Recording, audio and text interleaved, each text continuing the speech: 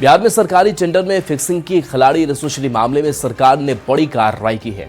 ऋषुश्री से बड़े नौकरशाहों की साठगांठ के आरोपों के बाद सरकार ने 2 आईएएस अधिकारी को सस्पेंड कर दिया है।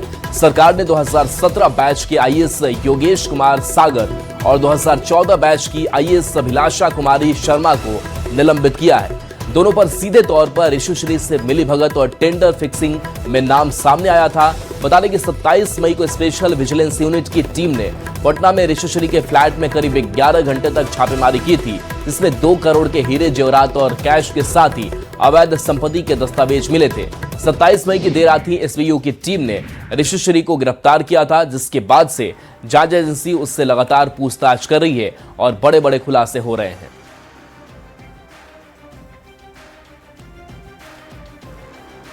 तो बिहार सरकार की सबसे बड़ी कार्रवाई मानी जा रही है और इस पूरे मामले में अभिलाषा कुमारी शर्मा को भी निलंबित किया गया है।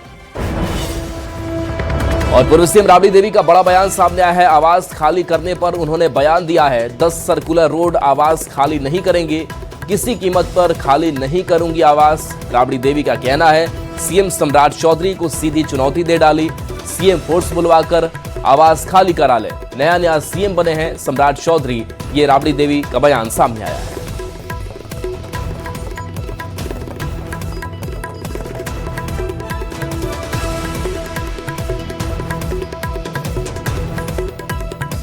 तो राबड़ी देवी जिनका बयान सामने आया है, पूर्व सीएम का आवास 10 सर्कुलर खाली करने को लेकर के लगातार नोटिस पर नोटिस जारी हो रहा है, लेकिन इन सब के बावजूद राबड़ी देवी कह रही हैं कि वो आवास खाली नहीं करेंगी।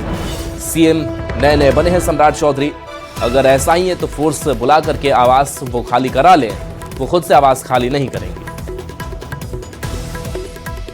फोर्स बुला के सम्राट चौधरी नया मुख्यमंत्री बनल है ना, उचित लगता है आपको? बुला के खाली करा है, फोर्स बुला के हम नहीं खाली करेंगे। आवास खाली करने के लिए मैडम फोर्स बुला के सम्राट चौधरी नया मुख्यमंत्री बनल है ना, उचित लगता है आपको? बुला के खाली करा है, फोर्स बुला के हम नहीं खाली करेंगे। उचित लगता है आपको?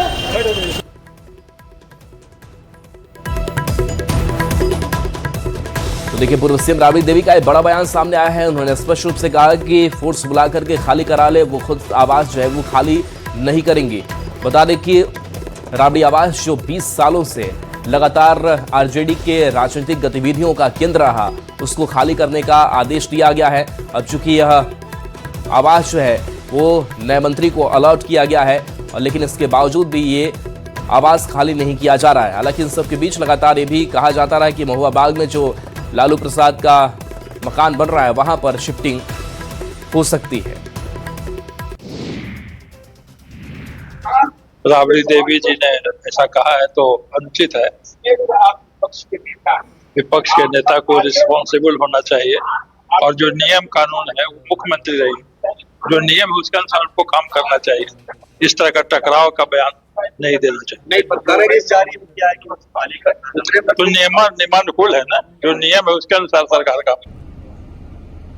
राजद की सत्ता तो हाथ से चली गई है, लेकिन जबरदस्ती किसी चीज को हथियाने की प्रवृत्ति आज तक नहीं गई। राबड़ी जी को जो बंगला आवंटित हुआ है, वहां नहीं रहकर वो जबरदस्ती करना चाहती हैं। लेकिन आपको ध्यान रखना चाहिए कि ये सम्राट जी का नेतृत्व है, बिहार की सरकार है जहां पर कानून का राज स्थापित है। इसलिए राबड़ी जी, आपको बंगला तो खाली करना ही होगा। आदरणीय राबड़ी देवी जी बिहार की पूर्व मुख्यमंत्री हैं और वर्तमान में विपक्ष की नेता हैं। आवास खाली करने के आदेश पर जिस तरह की शब्दावली वो इस्तेमाल करी, निंदनीय है। विपक्ष की नेता है और आपका आचरण महत्वपूर्ण रखता है। आप जिस आचरण या व्यवहार कर रही हैं, यह दर्शाता है कि आगामी समय में आपके विधायक भी यह करेंगे, और आप अगर किसी नियम को पालन नहीं करेंगे तो निश्चित तौर पे सरकार जो है मजबूरन प्रशासन की मदद लेगी। किसी कीमत पर हम बंगला खाली नहीं। अरे कहाँ इसमें वो कह रही, इसमें तो जो कानून है, जो नियम है, उसके हिसाब से काम होता है, और सब लोगों को नियम कानून का पालन करना चाहिए। फोर्स बुलवाकर खाली करवा दे, ऐसा कह रही है। फोर्स भेजिए तब जाकर खाली करेंगे। हम कह रहे हैं कि इसमें जो नियम कानून कहता है वही होता है, और सब लोगों को नियम का पालन करना। और दिल्ली से बड़ी खबर, जहां देश में बड़े आतंकी हमले की साजिश नाकाम की गई है। दिल्ली स्पेशल सेल ने 9 आतंकियों को पकड़ा है। दाऊद और आईएसआई गठजोड़ का पर्दाफाश हुआ है। बता दें कि बिजली घर, रेलवे स्टेशन और एयरपोर्ट निशाने पर थे। दाऊद के इशारे पर यह काम कर रहे थे।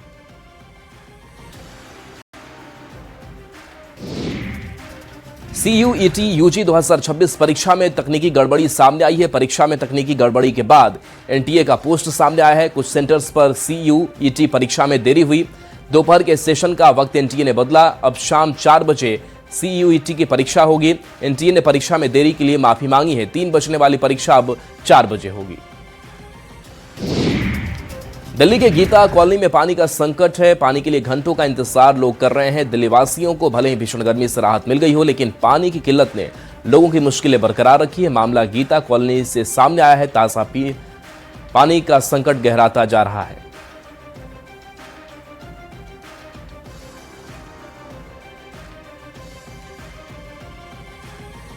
इकट्ठा हो जाता है क्योंकि आदमी की ड्यूटी जाने की परेशानी होती है। अगर टाइम से आ जाए पानी तो थोड़ा प्रॉब्लम कम हो जाएगी। और पानी फिलहाल ले देके तो ठीक ही आ रहा है।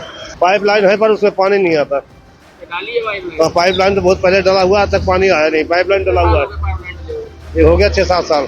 रोज गाड़ी आता है, रोज ऐसे ही भीड़ है। एक गाड़ी आता है, भीड़ ऐसे लगा रहता है। और सत्संग वाला रोड खराब है, उसमें गाड़ी जाता है नहीं सफेदा। पानी का दिक्कत होता है। कभी एक गाड़ी में क्या होने वाला है? दोनों तरफ का जुगी का पानी लोग कितना भरता है। पानी दिक्कत होता है। अभी गर्मी चल रही है तो दिक्कत तो होती है यहाँ पे, लेकिन पानी यह है कि गाड़ी आ जाती है, लेट से आती गाड़ी। डेली का काम है हमारा, डेली करते हैं। कितनी गाड़ी आती है? कभी 2 भी आती है, कभी 1 भी आ जाती है। एक दो इससे ज्यादा नहीं आती।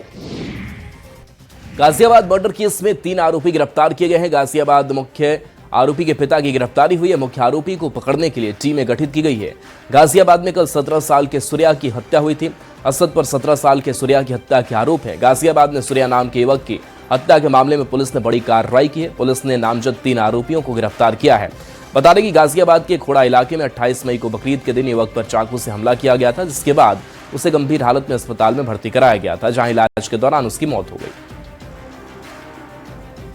दिनांक 28 मई को थाना क्षेत्र खोड़ा में एक किशोर को चाकू लगने की घटना का संज्ञान में आया था, जिसमें तत्काल ही थाना क्षेत्र खोड़ा की पुलिस टीम के द्वारा मौके पर पहुंचकर उसे नज़दीकी अस्पताल में भर्ती कराया गया, जहां इलाज के क्रम में 29 मई को दिन के करीब 12 बजे उनकी मृत्यु हो गई। इस प्रकरण में परिजनों से प्राप्त तहरीर के आधार पर सुसंगत धाराओं में अभियोग पंजीकृत किया गया तथा आज इसी प्रकरण में थाना क्षेत्र खोड़ा की पुलिस टीम के द्वारा 3 नामजद अभियुक्तों को गिरफ्तार कर लिया गया है तथा घटना से संबंधित 2 अन्य संदिग्ध को हिरासत में लेकर के पूछताछ की जा रही है। पूरे प्रकरण में पूछताछ तथा साक्ष्यों के आधार पर अग्रिम वैधानिक कार्रवाई सुनिश्चित की जा रही है। जो मुख्य आरोपी है उसकी गिरफ्तारी हेतु भी टीमें गठित की गई हैं। शीघ्र ही उनकी भी गिरफ्तारी सुनिश्चित की जाएगी। अगली बड़ी खबर गोपालगंज से है, जहां मोकामा के जेडीयू विधायक अनंत सिंह को गोपालगंज एमपी एमएलए कोर्ट से बड़ी राहत मिली है। कोर्ट ने तत्काल गिरफ्तारी पर 5 जून तक रोक लगा दी है और मामले की अगली सुनवाई की तारीख भी तय कर दी है। यह मामला मीरगंज थाना क्षेत्र में हुए जनेऊ कार्यक्रम के दौरान हथियार प्रदर्शन से जुड़ा हुआ है, जिसमें आर्मसिट के तहत केस दर्ज किया गया था। बता दें कि सुनवाई के दौरान अदालत में पुलिस की ओर से फॉरेंसिक जांच रिपोर्ट पेश नहीं की जा सकी, जिसके चलते सरकार के अधिवक्ता ने समय की मांग की। इसके बाद न्यायाधीश ने 5 जून की तारीख निर्धारित कर दी है। के जेडीयू विधायक अनंत सिंह की अग्रिम जमानत को लेकर आज कोर्ट में सुनवाई हुई। गोपालगंज की एमपी एमएलए कोर्ट में सुनवाई के दौरान कोर्ट ने मोकामा के जेडीयू विधायक अनंत सिंह को बड़ी राहत दी है। साथ ही उनके साथ जो भोजपुरी के गायक है गुंजन सिंह, उन्हें भी कोर्ट से आज बड़ी राहत मिली है। दोनों पर कोर्ट ने तत्काल गिरफ्तारी पर रोक लगाते हुए अगली सुनवाई की जो तिथि है वो 5 जून मुकर्रर। साथ ही सरकार की तरफ से जो वकील थे उन्होंने इस मामले में फॉरेंसिक जो जांच थी उसकी रिपोर्ट नहीं आने की बात की। इसके बाद अनंत सिंह के अधिवक्ता ने कहा कि इस मामले में अनंत सिंह और भोजपुरी के गायक है गुंजन सिंह, दोनों पर गिरफ्तारी पर रोक बरकरार रखी जाए और अगली सुनवाई के लिए तिथि निर्धारित की जाए। कोर्ट ने दोनों पक्षों का बहस सुना। अभियोजन की ओर से तारीख की मांग की गई एफएसएल का रिपोर्ट दाखिल करने के लिए, जो जांच के लिए भेजा गया है। वह रिपोर्ट उपलब्ध नहीं था। साथ ही साथ अभियोजन ने यह भी कहा कि केस में सीआईडी कंट्रोल हो गया है। मेरी ओर से जो प्रार्थना हुआ कि गुंजन सिंह का नो कोर्सिव स्टेप कर दिया जाए। वो एक फिल्म के स्टार हैं, गायक हैं, और माननीय अनंत सिंह का जो पूर्व से था स्टे उसको एक्सटेंड कर दिया जाए। न्यायालय ने इसको मानते हुए माननीय विधायक जी का नो कोर्सिव एक्सटेंड किया अगली 5 तारीख तक, 5 जून तक, मोकामा के जेडीयू विधायक अनंत सिंह जनेऊ कार्यक्रम में पहुंचे थे, जहां पर उनके समर्थकों का एक हथियार लहराते हुए वीडियो वायरल हुआ था। इसी मामले में गोपालगंज पुलिस ने एफआईआर दर्ज की थी। हालांकि अब इस केस को सरकार ने सीआईडी को सौंप दिया है। गोविंद कुमार, न्यूज 18, गोपालगंज। खबर बगहा से, जहां मंत्री नंदकिशोर राम ने अपनी ही सरकार में स्वास्थ्य व्यवस्था की बदहाली की पोल खोल दी है। मत्स्य एवं पशुपालन विभाग के मंत्री नंदकिशोर राम औचक निरीक्षण करने रामनगर सामुदायिक स्वास्थ्य केंद्र पहुंच गए, लेकिन वहां चारों तरफ गंदगी और कुव्यवस्था का जो हाल देखा, उससे उनका पारा 7वें आसमान पर जा पहुंचा। उन्होंने बेडशीट और टॉयलेट की हालत पर पहले तो मैनेजर को जमकर खरी खोटी सुनाई, फिर विभागीय अधिकारी को फोन लगाकर पूरी जानकारी ली और दोषी पदाधिकारियों पर कड़ी कार्रवाई के निर्देश दिए। अस्पताल में और यहाँ जो बेडशीट बिछाया गया है बिस्तर पर, सारे बेडशीट पर लहू के निशान हैं। परसों महिलाओं के लिए जो रखा जाता है, मैनेजर अब कह रहा है मुझको, यहाँ का प्रभारी भाग गया, कह रहा है कि इसको बदलवा देंगे। लगता है कि 1 वर्ष से इसकी साफ सफाई नहीं हुई है। टॉयलेट की यह स्थिति है कि उसमें खड़ा नहीं हुआ जा सकता और चारों तरफ सीलन है, काफी बदबू है। इन सबों के खिलाफ इस पर तो मैनेजर पर तो प्राथमिकी दर्ज होनी चाहिए और यहाँ के चिकित्सा पदाधिकारी पर। क्षेत्र भ्रमण के क्रम में मुझे पता चला है कि दिन में जो लोग पर्ची काटते हैं, यहाँ का प्रभारी और यहाँ का मैनेजर 2 रुपये के बदले 5 रुपया लेता है। तो हमने सरकार, अब डीएम साहब से भी बात किया है, सीएस से भी हमारी बात हुई है। सीएस बाहर हैं इलाज के क्रम में, लेकिन डीएम साहब ने हमें आश्वासन दिया है कि हम तुरंत दिखवाते हैं और ये मैनेजर मुझको कह रहे हैं कि हम इसको बदलवा देंगे। और बरसों से बेडशीट जब मिला इन लोगों को, तब से आज तक बेडशीट की सफाई नहीं हुई है। हॉस्पिटल की स्थिति काफ़ी बद से बदतर है। यहाँ के प्रभारी और यहाँ के मैनेजर की जितनी निंदा की जाए वह कम है। बिहार में शिक्षकों की नाराजगी से जुड़ी बड़ी खबर, जहां शिक्षकों को गर्मी की छुट्टी के दौरान ट्रेनिंग में शामिल होने का आदेश दिया गया है, जिससे शिक्षकों ने तुगलकी फरमान बताते हुए आदेश पत्र का विरोध किया है और मुख्यमंत्री सम्राट चौधरी से इस आदेश पत्र को रद्द कराने की मांग की है। दरअसल 1 जून से ही सभी स्कूलों में गर्मी की छुट्टी हो रही है और इस सीईआरटी यानी state council of educational research and training के निदेशक सज्जन आर ने एक पत्र जारी कर दिया है। जो शिक्षक अब तक ट्रेनिंग से वंचित हैं, उन्हें 1 जून से ही अलग अलग ट्रेनिंग सेंटर पर ट्रेनिंग लेनी होगी। इस आदेश को लेकर शिक्षक संघ और शिक्षक काफी नाराज हैं और मुख्यमंत्री से इस दिशा में कार्रवाई की मांग कर रहे हैं।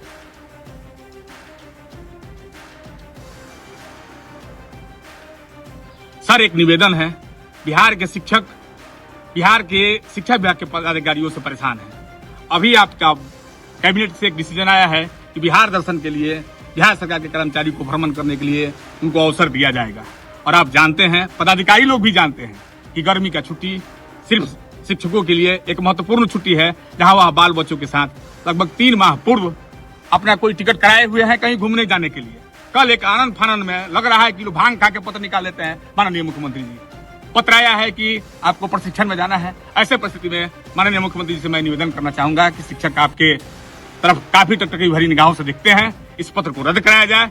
बहुत बहुत धन्यवाद। क्रिकेट की दुनिया का सबसे युवा सितारा वैभव सूर्यवंशी इन दिनों अपने बल्ले से ऐसा धमाल मचा रहा है कि हर कोई मुरीद हो गया है। समस्तीपुर का वैभव सूर्यवंशी न सिर्फ बिहार बल्कि पूरे देश और दुनिया में सबकी जुबान पर छाया हुआ है। ऐसे में जेडीयू के राष्ट्रीय कार्यकारी अध्यक्ष संजय झा ने भी कहा है कि वैभव सूर्यवंशी सिर्फ बिहार ही नहीं पूरे देश का गर्व है। वैभव का टैलेंट कमाल का है। नन्ही उम्र में वैभव के बल्ले से निकल रहा हर शॉट्स अपने आप में एक नया रिकॉर्ड बना रहा है। ऐसे में उन्होंने वैभव को शुभकामना दी, साथ ही पूरे परिवार और वैभव के उज्जवल भविष्य की शुभकामनाएं दी। देश के लिए प्राइड की बात है और बिहार का बच्चा है, प्राइड की बात है। कल भी जो उसका परफॉर्मेंस था, मैं मैच देख रहा था और नहीं, शॉट्स 96 के अलावा उसके शॉट्स जो है वो तो इस टाइप का शॉट्स तो कोई हम लोगों ने बहुत रेयर ही देखा। तो जिस हिसाब से परफॉर्म कर रहा है और जो टैलेंट है बिहार में, निश्चित रूप से अब स्पोर्ट्स में भी बिहार सरकार बहुत सारा इनिशिएटिव ले रही है, लेकिन रिमार्केबल टैलेंट है। मैंने हाल फिलहाल के दिनों में क्रिकेट वर्ल्ड में इस तरह का परफॉर्मेंस देने वाला शायद रेयर। मैं पूरे उनके परिवार को उनको शुभकामना देता हूँ लेकिन बहुत बड़ा फ्यूचर, बहुत बड़ा क्रिकेट में देश के लिए भी और खास करके बिहार के लिए बहुत बिहार में एमएलसी चुनाव को लेकर ग्रामीण विकास मंत्री श्रवण कुमार ने कहा कि इस चुनाव में एनडीए के सभी प्रत्याशियों की जीत होगी, क्योंकि विपक्ष के पास संख्या बल नहीं है। राज्यसभा चुनाव की तरह विपक्ष के विधायक एमएलसी चुनाव में भी एनडीए के पक्ष में वोट कर सकते हैं। इसकी पूरी उम्मीद है। आरजेडी कांग्रेस में पार्टी के बड़े नेताओं के व्यवहार से कई विधायक और कार्यकर्ता नाराज हैं। अपना दावा पेश करेंगे, जिनको चुनाव लड़ना है, जिनके पास विधायकों का संख्या बल है, वो सब लोग अपना अपना दावा करेंगे। लेकिन कभी कभी जिनके पास संख्या बल सीमित है, उनके एमएलए निकल भी जाते हैं। जेडी और उनके जो एलआई हैं, उनके नेताओं का व्यवहार ठीक नहीं है, इसलिए उनके खिलाफ कभी कभी एमएलए चले जाते हैं। एमएलए चुनाव में भी ऐसा लग रहा है होगा? नहीं, जब पहले कुछ हुआ है तो संभावना से इनकार नहीं किया जा सकता है। पूर्णिया के गुलाबबाग स्थित पाट व्यवसायी भवन में बीजेपी का 2 दिवसीय पंडित दीनदयाल उपाध्याय प्रशिक्षण महाअभियान शुरू हुआ। कार्यक्रम का उद्घाटन केंद्रीय जल शक्ति राज्य मंत्री राजभूषण निषाद, बनमनखी विधायक कृष्ण कुमार ऋषि और सदर विधायक विजय खेमका ने दीप प्रज्वलित कर किया। इस दौरान वंदे मातरम गीत से कार्यक्रम की शुरुआत हुई। केंद्रीय जल शक्ति मंत्री ने बताया कि शिविर में पार्टी की नीतियों और सरकारी योजनाओं की जानकारी दी जाएगी। कुल 12 सत्रों में कार्यकर्ताओं को प्रशिक्षण दिया जाएगा। इधर तो बहुत दिनों के बाद हुआ है और इसमें प्रयास होता है कि जो हमारी पार्टी का जो और तरीका है, कैसे कोई कार्यक्रम किया जाता है और किसके पर क्या दायित्व होता है। तो जैसे मन की बात के कार्यक्रम, मन की बात के कार्यक्रम से क्या बेनिफिट होता है देश को और संगठन को, क्या बेनिफिट होता है, प्रधानमंत्री जी जो भी कार्यक्रम करते हैं, तो अलग अलग फॉर्मेट में कार्यक्रम होता है। ये इसमें जो है ना 8 सत्र है, इसमें 12 सत्र है। सत्र में हर एक सत्र में जैसे उद्घाटन में केंद्रीय राज्य मंत्री जी आए हैं, इसके बाद पूर्व डिप्टी सीएम तारकिशोर जी आएंगे, हमारे विधान परिषद के उपनेता राजेंद्र गुप्ता जी आ रहे हैं। हर एक सत्र में कोई न कोई वरिष्ठ जो नेता है, जो कार्यकर्ता है, पूरे जिला के जो कार्यकर्ता, उसको प्रशिक्षण दिया जा रहा है। यह 2 दिन का प्रशिक्षण शिविर है। बड़ी खबर बाढ़ से, जहां पुलिस ने एक अवैध मिनी गन फैक्ट्री का खुलासा किया है। एसटीएफ और बख्तियारपुर थाना पुलिस की संयुक्त कार्रवाई में पुलिस ने भारी मात्रा में अर्धनिर्मित हथियार और हथियार बनाने का सामान बरामद किया है। पुलिस ने मौके से 4 कारीगर को भी गिरफ्तार किया है, जो हथियार बनाने में लगे थे।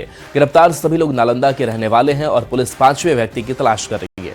अब तक की मिली जानकारी के मुताबिक इन्हें 4 से 5 लोगों का गिरोह हथियार बनाने से लेकर बेचने में शामिल था। ऑर्डर मिलने पर ये लोग एक दिन में 4 से 5 हथियार बनाते थे और उसे बेच देते थे। हथियार बनाकर ये लोग जमा नहीं करते थे।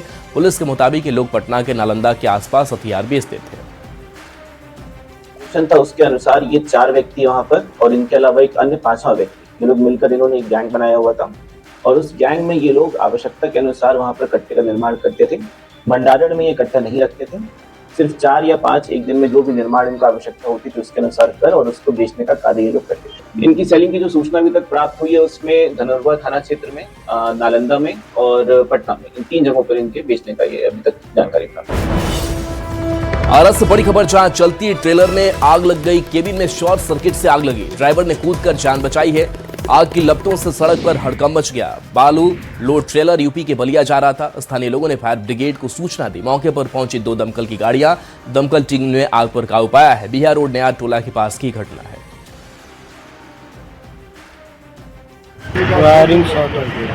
वायरिंग से शॉर्ट सर्किट से। कहां से आप लोग कहां जा रहे थे? बीटा से बलिया। बीटा से बलिया, ये जो पीरो वाला बीटा है वहाँ से बलिया जा रहे थे। क्या लोड है इस पे? बालू लोड है। कैसे मालूम चला कि आपको शॉर्ट सर्किट? ऑटोमेटिक आग लग गई। ऑटोमेटिक आग लग गई। फिर आप लोग कितने लोग थे? 2 जन थे। 2 जन थे, दोनों लोग बच गए हैं ना? बिहार में सरकारी टेंडर फिक्सिंग के बड़े खिलाड़ी ऋषिश्री की गिरफ्तारी के बाद हर दिन नए खुलासे हो रहे हैं। रसूखदार ठेकेदार के तार कहां तक थे ये भी सामने आने लगे हैं। 27 मई को करीब 11 घंटे की छापेमारी के बाद गिरफ्तार ऋषिश्री ने जांच एजेंसी की पूछताछ में कई चौंकाने वाले खुलासे किए हैं। ऋषि ने चौप के नौकरशाहों के साथ मिलीभगत का पूरा सिस्टम बना रखा था, भ्रष्टाचार और काली कमाई को सफेद करता था और अधिकारियों को कमीशन की मोटी राशि नगद में देकर टेंडर मैनेज करता था। इतना ही नहीं, अधिकारियों को मैनेज करने के साथ ही कई अफसरों की अवैध कमाई से बनाई संपत्ति का भी प्रबंधन करता था और देश विदेश तक में देखरेख करता था। जब ऋषि ने राज उगलने शुरू कर दिए तो जांच एजेंसियों के रडार पर कई विभाग के अधिकारी आ गए, जिनमें जल संसाधन विभाग, नगर विकास एवं भवन निर्माण के BMSIL के अधिकारी भी शामिल हुए। खबर गोपालगंज से है, जहां एक बार फिर से पुलिस और कुख्यात अपराधी के बीच मुठभेड़ हुई है। मुठभेड़ के दौरान 50,000 का इनामी अपराधी आकाश कुमार गोली लगने से जख्मी हो गया। दोनों पैरों में उसे गोली लगी है और इलाज के लिए सदर अस्पताल में भर्ती कराया गया है। मुठभेड़ की घटना नगर थाना क्षेत्र के बंजारी बाईपास की है। घायल अपराधी आकाश कुमार थावे थाना क्षेत्र के बरईहाता का रहने वाला है और उस पर पूर्व मुखिया कुरैश मियां की हत्या, लूट, रंगदारी समेत करीब 12 आपराधिक मामले दर्ज है। हाल ही में उसने थावे के स्टील कारोबारी मृत्युंजय कुमार से रंगदारी मांगी थी और रंगदारी देने पर 60 दिन के भीतर हत्या की धमकी दी थी। बिहार STF कुख्यात अपराधी आकाश की गिरफ्तारी के लिए 5 साल से लगी हुई थी, लेकिन हर बार वह चकमा देकर फरार हो रहा था। SP विनय तिवारी की टीम ने कुख्यात अपराधी की गिरफ्तारी की, जिसके बाद हथियार की बरामदगी के लिए जब बंजारी बाईपास पर पहुंची तो उसने पुलिस पर ही फायरिंग कर दी। खबर दानापुर से है, जहां न्यू प्रगति नगर में एक विवाहिता की संदिग्ध मौत ने कई सवाल खड़े कर दिए हैं। मृतक जूली सिंह के परिजनों का आरोप है कि बेटी पैदा होने और दहेज को लेकर उसे लंबे समय से प्रताड़ित किया जा रहा था। परिजनों के मुताबिक 11 मई को पति और देवर ने मिलकर उसकी हत्या कर दी और मामले को आत्महत्या का रूप देने की कोशिश की गई। साथ ही आरोप है कि हत्या के बाद शव को घर से बाहर ले जाकर झाड़ियों में फेंका गया। इस पूरी घटना से जुड़ा CCTV फुटेज भी सामने आया है, जिसमें कुछ लोग शव को ले जाते हुए दिखाई दे रहे हैं। नदी को लाद करके एक और महिला है जो डेरा पर रहती है, जिनका मकान मालकिनी वो सहयोग कर रहे हैं, और एक और हैं इनका उमेश हार्डवेयर का दुकान है। उमेश सिंह मोटरसाइकिल पर चला रहे हैं, लाद के हस्बैंड पकड़ करके पीछे बैठ करके घसीटते हुए पैर उसका घसटा रहा है, लेकर के भाग रहे हैं। पुलिस के अनुसार और हम लोग को भी अनुसार देखने से उसको गला घोट करके हत्या की गई। खगड़िया से बड़ी खबर, जहां मोरकाही थाना इलाके में एक युवक सौरभ की मौत के बाद जमकर बवाल हो गया। जानकारी के अनुसार पुलिस युवक को किसी मामले में पकड़ने गई थी, तभी युवक ने पुलिस के डर से नदी में छलांग लगा दी, जिससे नदी में डूबकर उसकी मौत हो गई। मौत के बाद मोरकाही थाना पुलिस को आक्रोशित लोगों ने घेर लिया। बताया जा रहा है कि रात में जब पुलिस छापेमारी करने के लिए आरोपी सौरभ के घर पहुंची तो सौरभ ने पुलिस के डर से भागकर मालती नदी में छलांग लगा दी, जिसके बाद डूबने से उसकी मौत हो गई। घटना की सूचना मिलने के बाद DSP STO के साथ साथ भारी संख्या में पुलिस बल पहुंची। परिजन दोषी पुलिसकर्मी पर कार्रवाई की मांग कर रहे हैं। DSP का कहना है कि इस घटना में जो भी पुलिसकर्मी दोषी होंगे उन पर कार्रवाई होगी।